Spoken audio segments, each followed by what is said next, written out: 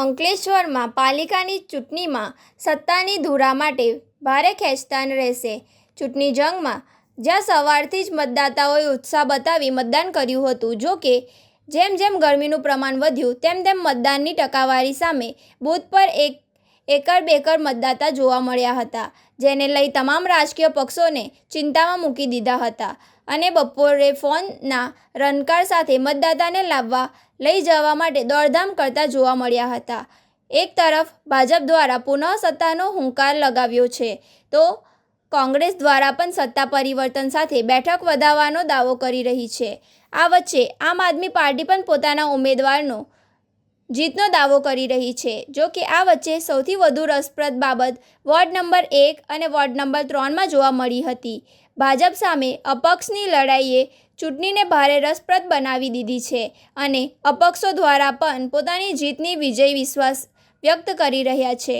પાલિકા સાંજે 5 વાગ્યા સુધી વોર્ડ નંબર 1માં 56.73%, વોર્ડ નંબર 2માં 55.58%, વોર્ડ નંબર 3માં 50.10%, વોર્ડ નંબર 4માં 57.23%, વોર્ડ નંબર 5માં 51.86%, વોર્ડ નંબર 6માં 47.98%, વોર્ડ નંબર 7માં 49.85% અને વોર્ડ નંબર 8માં 52.11% તેમજ વોર્ડ નંબર 9માં 56.37% મતદાન સાથે 5 વાગ્યા સુધીમાં સરેરાશ 53.42% મતદાન થયું હતું અને અંતિમ કલાકોમાં મતદાન માટે ઘસારો વધતા 65%નો અંદાજ મૂકવામાં આવ્યો છે.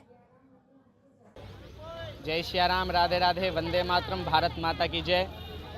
बड़े ही गर्व की बात है आज कि आज हमारी संकलेश्वर की पावन नगरी में जो मतदान का आज यह शिविर है, जिसमें सभी नागरिक आकर के अपना अपना मतदान दे रहे हैं, ये हमारे लिए गौरव की बात है।